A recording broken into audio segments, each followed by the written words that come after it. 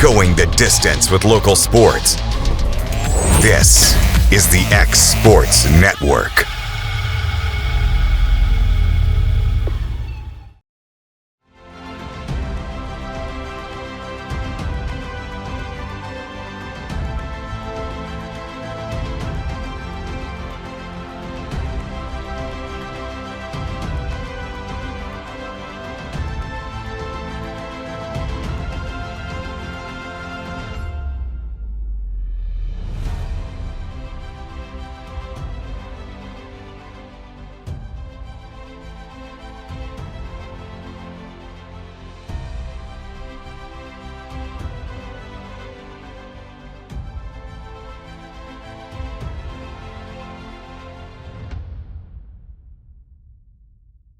At Lawrenceburg Federal Bank, we're proud to be locally owned and operated because we're not just a bank, we're family. When you call, you'll be greeted by a friendly representative who's ready to discuss your banking needs, as well as offer our competitive rates on CDs and money market accounts. Our loan decisions are made in-house and never sold to a secondary market because our commitment is simple. You matter to us. At Lawrenceburg Federal, we offer all the conveniences of larger banks with a personal touch. Join us at Lawrenceburg Federal Bank, where community, trust, and service come together. At C&B Linen, fast, friendly, and reliable service is our promise to you. Because you're not just a customer, you're family. From multi-use linen to branded floor coverings and a complete range of cleaning supplies, C&B Linen is here to make sure you have everything you need. From our high-quality products to our fast, friendly, and reliable service, you'll experience the difference with C&B Linen. Because you're not just a client, you're part of our family. You'll be winning with C&B Linen.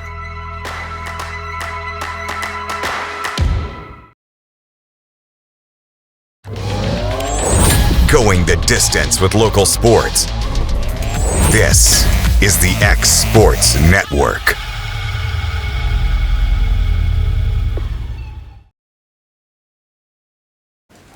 And welcome everybody here to X Sports Live, brought to you by C&B Linen. AJ Good here with Michael Marks. Special guest, my daughter Tessa Good, is joining us. Well, at least for the time being. So she just like your brother, you go right for the mic every time. So that's why we have puffs and we've got freeze-dried apples. It's what you got to do. She's sleepy, so we'll see how long she goes. And if you hear any stray chaos, and if Mike just starts talking, I just get up and go. We will keep the conversation as long as we can go. So it's going good for right now. But Mike, we're at the end of a very busy week for all of our area teams here. But I will say, when you look at the broad scheme of everything, our teams are doing really good right now in district play. Lawrence County sitting at 4-0, Loretto sitting at 4-2. Summertown's 2-2. Baseball-wise, Lawrence County softball's at 5-1. Summertown's undefeated. They haven't played community yet, from what I know. Yeah, I think that one's coming up early next week. Yeah, so I mean, we were just talking off air before we came on. It looks like we got a lot of teams that could be hosting their district tournaments. Yeah, and it's best record host in the district tournament. We just talked about it. Both Loretto and Summertown on the baseball side with 2 losses. Lawrence County looks like if they split their next 2 series, we'll be hosting. So it's definitely really exciting coming up here with the postseason. I mean, it feels like it's so far away, but it's really just 2 or 3 weeks away now. Yeah, Mike, for your side, Loretto, they needed that. They had 2 tough series against Cascade and against Community, and then they just Cascade and Summertown, and then they just outscore Community 15-0 in 2 games, and they needed we just need to come out, good pitching, good defense, great hitting, timely hitting, and just get the job done. Yeah, and the pitching was the big story. I mean, you have Case and Springer go a complete game. I think only gave up us 1 single and 1 walk, and it had an outstanding outing. And then you got back to the old ways of Mason Tidwell on Tuesday. Goes 6 inning, 11 strikeouts, looked really, really good. And that was kind of what they've been looking is stringing wins together. It's a lot of win one, lose ones this season. So to be able to get a district sweep against Community definitely felt good for the guys. Yeah. Put them at 4-2. What's Forest record? Forest right now 3-1 in district play with 1 loss to Cascade. And so that Forest series is coming up this Monday and Tuesday. It's a big one. You sweep that one, you're sitting at 6-2, and then you have the 2 over Forest. We go back to Gary Lamb Field, which we all love because we don't have to go far, and it's the best press box in that. Oh yeah, it's in that district. Huge setup. Yeah, it's a great setup and a good field, all of the things, and no complaints there. But hey, they're getting those they've got the basketball guys back.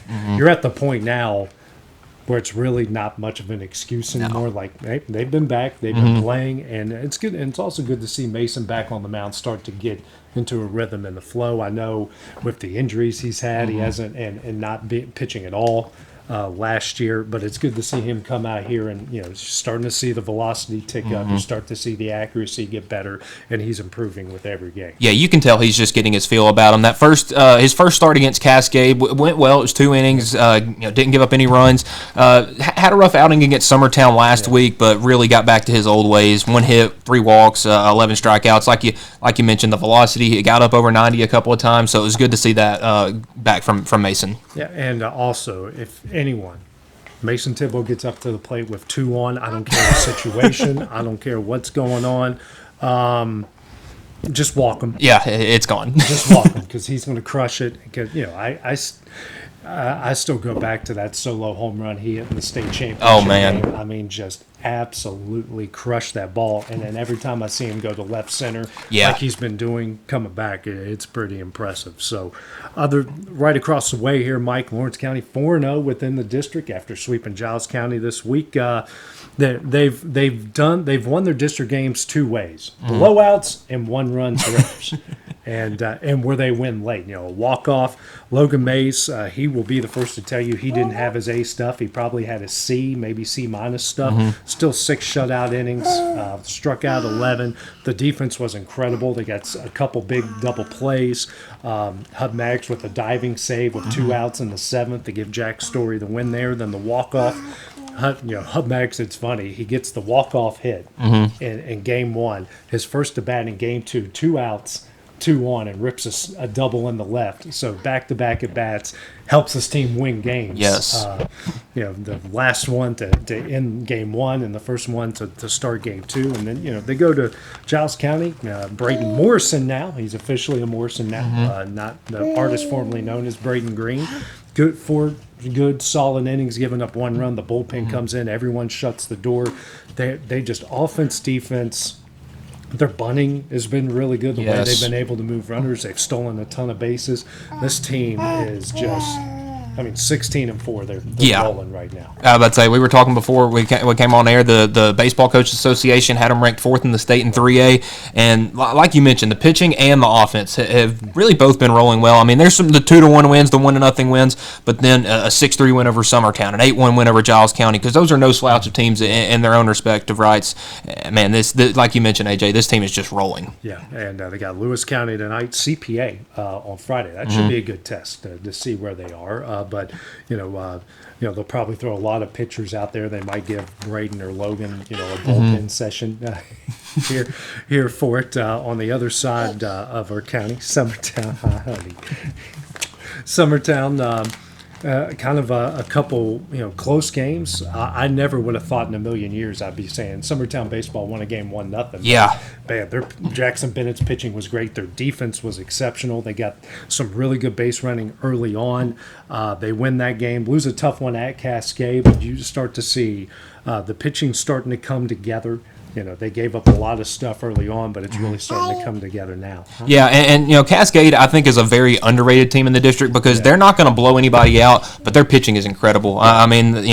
Losing a game to them 5-3 is definitely no slouch. I mean, they're a highly ranked team in their respective rights too. Cascade has become one of the tougher teams in this district. I would have to say, and like I mentioned, their pitching it's been really good, and It kind of shut down Summertown a little bit. A team averaging close to 7 runs a game held them to 4 in 2 games. Yeah, and that but Summertown's got Community next, Yes. I believe, and then Forest. But Loretto's just got Forest left. So Summertown's at 2-2. They're not out of it. Cascade's not out of it. Community's there at the bottom. I'm not trying to be disrespectful, but of all the teams, they are at the bottom right now. So, but on the softball side of things, Mike, Summertown just continues to roll. These upcoming matchups against Community are going to be huge because hosting the district tournament is up for grabs there. Yeah, and I'm about saying Community is not a short drive for the two teams in Lawrence County, so it's definitely going to be a big series. And we've talked about it. We've been waiting for this matchup. We've seen how dominant they've been on their ends, and finally going to get to have the matchup. And I like that they're having it a little later in the season. They're going to be closer to 100% as they can be, and it's going to be a fun one. It absolutely is. And Utah, they've played some close ones recently. They go play a 4A team in Blackman. They were down early, put together a big inning, have to hold on late to win that one.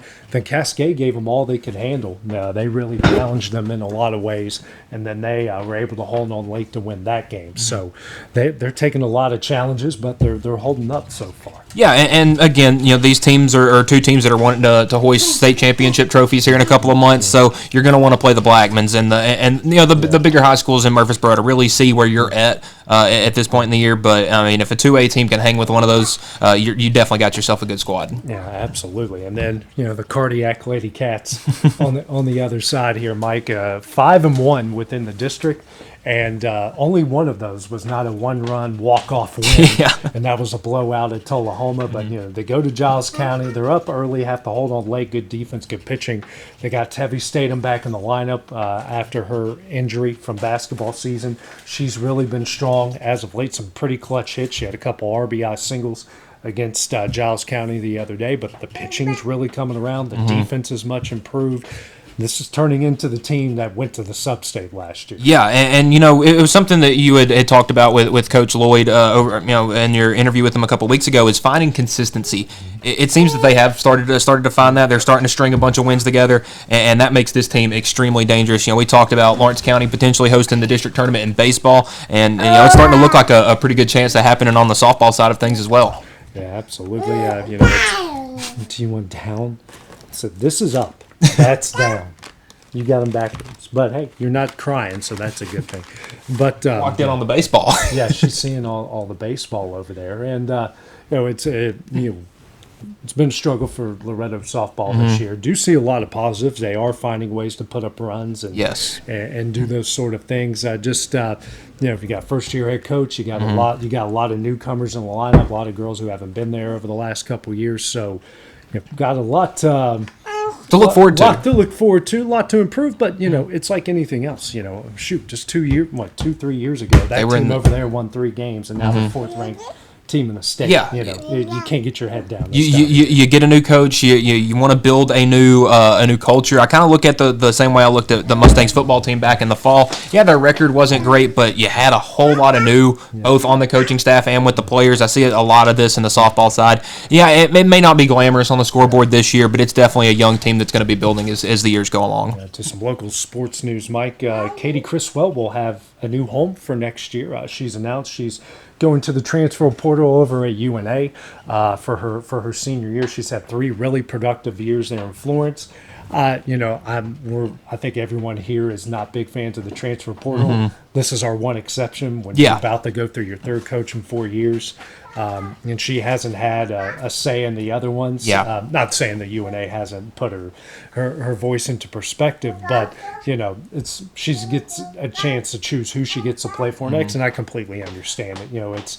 You've had a lot of coaching turnover, and it's probably about time to try something. Well, that's extremely tough in college because the game, the jump from high school, especially small town high school here to Division I is incredibly high, and it's going to be new this year whether she stayed or left. So honestly, I think it might be a great time to try to find a new home. It's your last year. Try to have one last hurrah, so to speak. And her shot making is improved a ton. She's one of the best defenders in that league. I mean, every game that I've called or every game that I've watched closely, they put her on the top top offensive player in the other team, and she's also broken the school record, conference records, conference record for most minutes played in a double overtime thriller. She's certainly got the endurance. She can play hard. So whoever's getting her is getting that. That's what I was just about to say. I don't know. I can't think of a coach that wouldn't want a girl that can go out there for 60 minutes in one game and just leave it all on the floor. That's definitely going to be a good pickup for somebody. I'm sure they need some people in Huntington and Morgantown. I'll take it.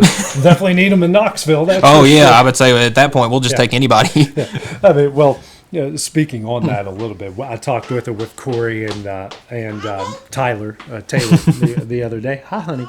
That I don't want to necessarily call it a mess because it looks like they're getting some high school girls in, they're getting some transfer portal girls in. But the point that I brought up to them about that in Knoxville is, everyone said get rid of them.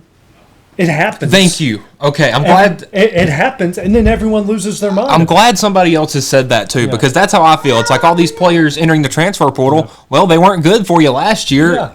Ship everybody out, bring in a new group. I mean, it's how it is everywhere else in college basketball. I think this is giving Kim Caldwell an opportunity to get the players that she wants in, and they've already gotten a couple of commitments back. So, there's a lot of worries of whether or not they were going to have enough to field the team. I think that they're going to get this solved and figured out because, listen, on the men's side, I think there's only 4 or 5 guys with them right now as well. So it's just the way it is in college basketball. I saw on the men's side that I think it was on Tuesday that there was somewhere around north of 1,700 people just Division I in the transfer portal. Yeah. So it's not just in Tennessee; it's everywhere. There's a lot of teams that only have 2 or 3 guys right now. So I think everything will figure itself out. Yeah, and it's just again, I just go back to everyone said, we've said it here. Everyone out there, it's like, okay, she just needs a reset. Get some, keep the ones that definitely want to stay, or maybe just get rid of everybody, get rid of the assistants who are not good for you. Yes. And then she does that, and everyone's mad. Yeah. Everyone wants her fired, which makes 0 sense to me. And then on top of that, you start to see, okay, well, I don't know if you saw this. One of the girls committed to Ole Miss. And then that shaky handshake at the end of the Ole Miss game starts to make a little more sense. Make a little bit more sense. It's like, maybe Kim knew something y'all didn't know. Yeah. So y'all crapped on her for it, which again, I didn't necessarily defend what she did there, but at the end of the day, maybe she knew a little something that was going on, and maybe those 2 assistants who were, no longer there and talking behind her back to everyone, especially everyone with an X account and a blue check. Oh, yeah. No kidding. Yeah. So. Yeah, it was definitely a bit of a mess, but obviously if you had some coaches doing some undermining, you definitely want them to move on, and the names linked to that are gone now. So, it's going to be rough probably next year, but I think that this is kind of going to be a year 1, part 2 for Coach Caldwell, just in the fact that it's going to be so much new. Yeah, and then on top of that, who knows if this group that she brings in might get you back to the Sweet 16 and beyond. Exactly. It's in the transfer portal, you get to bring in the players that you want that fit your system. Yes. And maybe if she has a group of 10 or 12 girls that fit her system, hey, Lady Vols could be sort of more on the right track to getting back, so to speak. Might be the best thing that could have happened to her. You make this blessing in disguise. Blessing in disguise. Well, I know as a native West Virginian, just like she is, and interviewed her in high school like I did, and a Tennessee Lady Vol fan as you are, we're all hoping the best in this situation. And frankly, there's going to be a lot of slam dunking for all these people who are coming out saying that her system doesn't work. Marshall isn't a real school. This isn't a real school. I'm like. I find that extremely lame, because everybody said that, you couldn't build an offensive team, and then, look, Lane Kiffin goes to Alabama, and then offense becomes everything anybody can think of. Yeah. Trust me, eras change, styles change. Yeah. We just got to hope that hers is one of those that is kind of falling into the next in line. And Mike, we're a week and a half into the Major League Baseball season. What are your first impressions here so far? Oh boy, rough start for the Red Sox. Hey, they doubled their win total over the past couple of days, so that's good. But a lot of shaky on that side of things. But listen, there's been some really big surprising teams. I would have to say, like the Braves have had a great start. They have.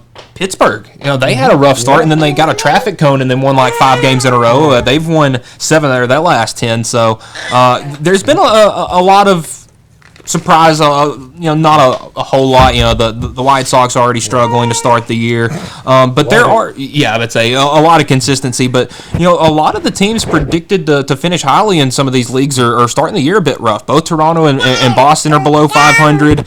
Detroit at 4-8, Seattle at 4-9. You got the Phillies at 6-6. So it's been a shaky start for some of these early World Series favorites. But the Yankees look good, Cleveland looks good, and of course the Dodgers. And the $8 billion they've spent looks really good as well. We'll let everybody. There you go. That's what I deal with, and my wife deals with on a daily basis. All right, bring out the big guns. I know you're sleepy. You're sleepy.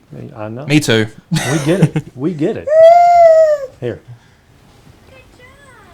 Oh. Does it every time.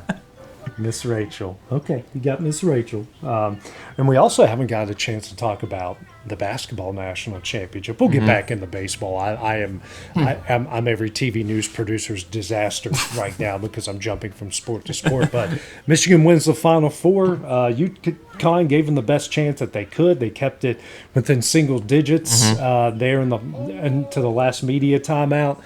I mean, that group, that might go down as one of the best teams we've ever seen. It's hard to tell right now because of the transfer portal and everything, but that might go down as the best college basketball we might, especially the way that they ended the year. I'd say it was definitely a little bit of a shaky in the national championship game. The big difference there, Michigan got 12 more free throw attempts than UConn, and that was a game where the more free throw attempts would have actually ended up hurting UConn.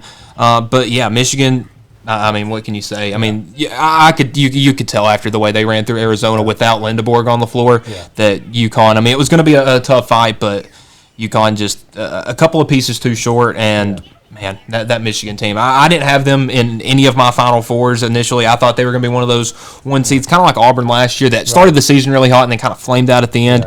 Man, it seemed like they only got better as the season went on. Dusty Mace, it seems like he's going to be one of those new guys that's bringing in a bunch of guys from the portal every year, and Michigan's going to be a contender year in and year out. That people had him linked to the North Carolina job. I say, shoot, put him for an NBA job. I mean, this guy takes FAU to the Final Four.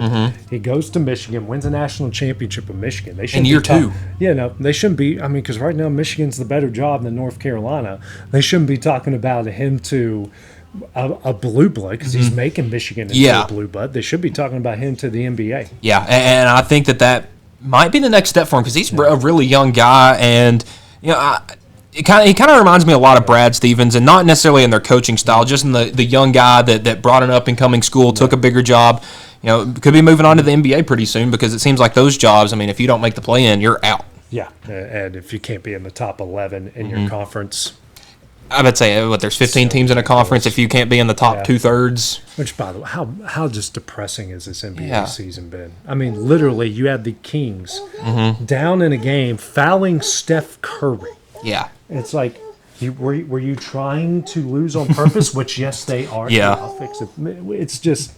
It's so ridiculous. Yeah, and I thought with the.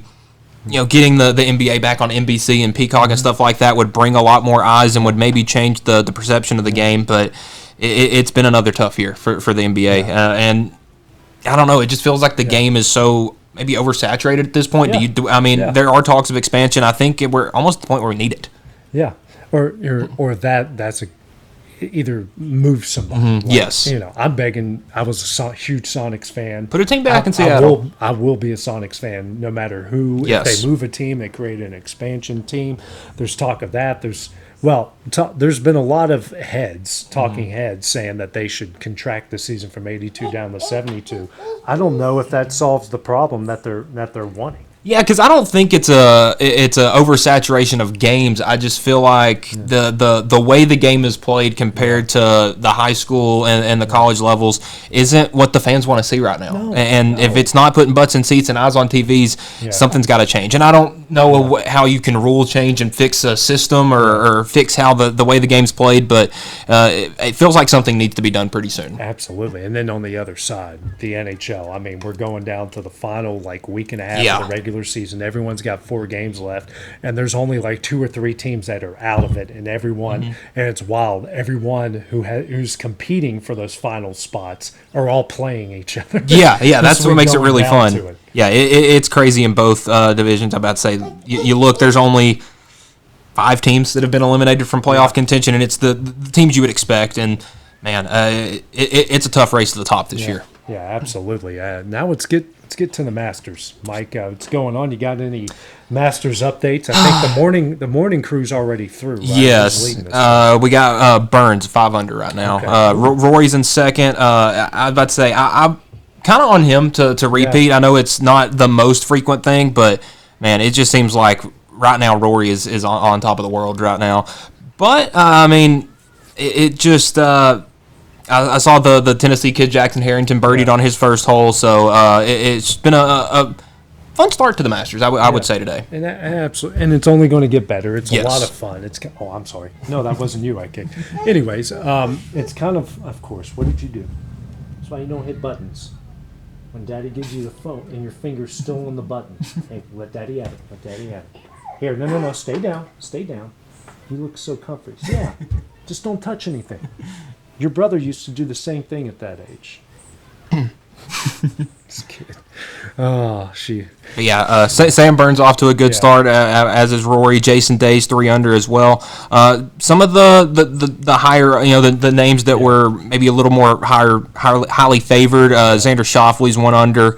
I don't know if Scheffler has started yet. Okay. I think he's a little later in the afternoon. Okay.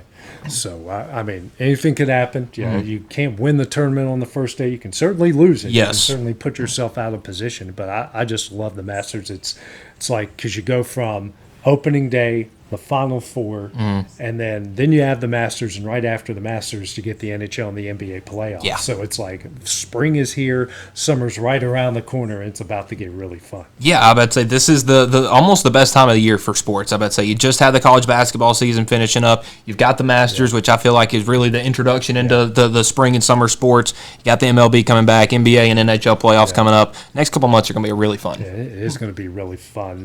So Scheffler was the leader into the clubhouse. Do you have anybody that I've been saying Patrick Reed just for some reason that he's from Georgia, there's just something about him being, and Corey said it the other night, we need a villain in golf, and he could be the perfect villain. Yeah, I saw a video yesterday, and it was breaking down like the last 30 Masters winners, and it had like these different attributes, and Jordan Spieth was the name that came out of there. So he's 1 under right now. That's who's going to be my pick until obviously it's Sunday and he's 5 over. Or Ricky Fowler. Everyone loves Ricky Fowler. Yes. Until he actually wins one of these big ones. He hasn't won a big one yet. I don't think he has. I don't think he has either. So, but when Xander Schauffele finally got over the hump just a little bit ago, I was at his first ever PGA Tour win, really? At the Greenbrier Classic. Ricky has 0 major championship wins, but his second in the 2018 Masters. Okay, so this might Hey, be. this could be the breakthrough. I mean, everybody talked about Rory was the guy that couldn't win it, and I mean, he tried not to last year, but eventually came through. So. Hey, let's see who's going to try to lose it this year. Absolutely, no Tiger in this one, which we talked about that the other day, just how depressing that was. But again, that's one of those this is Tiger's fault. Mm-hmm. Yeah, he put this on himself, but and honestly, I do agree with you that it is kind of sad. It feels like the Masters on Sunday feels a lot more special when Tiger's out there in that red polo. Yeah. But I also look at it as a way we can introduce some new young stars. Yeah, well, Mike, since it's just me and you, no Taylor, no Corey, let's talk some wrestling. Let's do it. Come on, stop. Oh, don't throw it. This is what happens. See, there's Miss Rachel. Yeah, I didn't like the Pat McAfee thing either. What were your thoughts on that, Pat McAfee? Is the voice inside Randy Orton's head. Makes no sense. I'm hoping that it's maybe like a little side story that it could be someone else that was really the voice. A lot of people were thinking that it could have been Vince or Shane McMahon, which would have been, I don't think that was true. Felt like a ploy to sell more tickets because obviously the ticket sales are very low, and I think it may have backfired. I think there's probably people selling tickets now after you see that. Now I'm a big I love Pat McAfee. Yeah. I liked when he was a commentator. Yeah. Not the hugest fan of him in the ring. Yeah, and it's just the promo he cut was awesome, but it was Pat McAfee. Everything he said was right, but it's Pat McAfee. Yeah. But, and obviously the more that you're reading, like TKO is pushing this guy on us because of Ari Emanuel. And then Monday, or later in that show, Cody comes out, cuts a great promo there even though, and that's another thing, like, they're trying to turn Randy heel. The fans will not let them turn Randy heel. No, and honestly, I think that may have been the second reason for Pat, because they knew that there probably would be some people. The real wrestling fans that are cheering Randy on right now are the people that would be really upset at this. So maybe a last-second change to try to get them on Cody's side. But it seems like have a little, maybe a TKO versus WWE little feud going on under behind the scenes right now. Punk comes out and starts, ripping into everyone. Everybody rips into the McMahon. I would say they brought up Pat, brought up Roman, The Rock. I would say the McMahons, TKO. Everyone. All right, this. I would say I felt like he was going to take. I felt like he was going to take a shot at me eventually before he got done. It just kept going and it kept getting better. It's better than the original pipe bomb. It may have been. There's just so much truth behind all of it. Yeah. And I always feel like it's kind of silly when they have them. It's like, hey, go out there and cut a pipe bomb, because usually it never hits. But that one.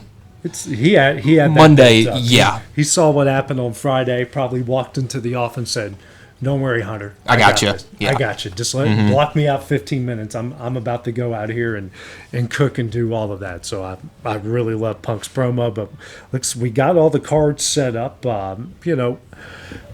I think the build's getting better the closer we get to it, but it just feels it's like the Royal Rumble had no build. Elimination Chamber had a better build, but then the end result was not great. And then okay, we're getting closer. Like, I'm excited for Drew and Fatu. I'm excited for Roman and Punk.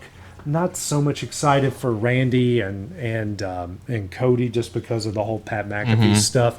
I'm anxious to see what happens with Oba and Brock, because it's a big man match. There's certain ways you can go about it where it doesn't suck, but there's also a lot of ways you could screw this one up. Well, because you look at that main event between Drew McIntyre and Brock, that was just a 5-minute finisher fest, and everyone hated it. And obviously there were no fans there, but this one's got enough hype that I hope they give it, the 7 to 10 minute range, because obviously those two guys aren't going to be able to go and make it look good for more than 10 minutes. But I'm really pumped up for that one, and especially that it's the match that's going to probably open the show and be on ESPN to try to get more fans in there. It's that and the Intercontinental. You guys get two good ones right off the get-go. Yeah, I would say free TV. Yeah, well, you get the Fatu and McIntyre one free on Saturday. Oh, really? So That's the free one on Saturday. Surprisingly, so whoa, yeah, y'all are getting some good ones. I would say. Well, and then they have the Usos and the LA Knight versus the Vision and I Show Speed as the other match on night one that's free. But listen, I think a bunch of these matches have.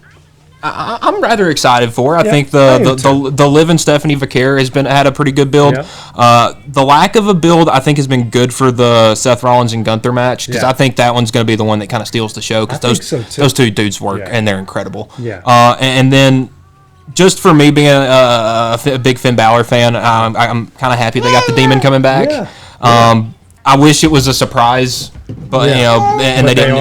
They already put it out there. So typical WWE. But hey, listen, I think the build has been a little slow the past couple of weeks, because they came out firing right after Elimination Chamber. It's been a little slow the past couple of weeks, but I think it's going to be a good WrestleMania. Yeah, absolutely, and I am excited for it. And probably by this time next week, I'm like, oh man, I can't wait. This. I can't wait for that. But we'll see what happens tomorrow night. We'll see what happens on SmackDown, how they further the Randy and Pat McAfee and the Cody stuff, and SmackDown has not been good. No. The last Now, couple weeks. I did like the R-Truth, and I've loved the funny stuff on SmackDown the past couple of weeks. Him thinking it was Asuka going around cursing everybody was great, and Danhausen cursing the ref. Like, I like my serious wrestling as much as I like the funny stuff, but that was funny. I loved it. Danhausen has really grown on every. Oh my goodness, because his debut was it was awful. They did it terribly, but ever since then, he's been awesome. He's been great. So,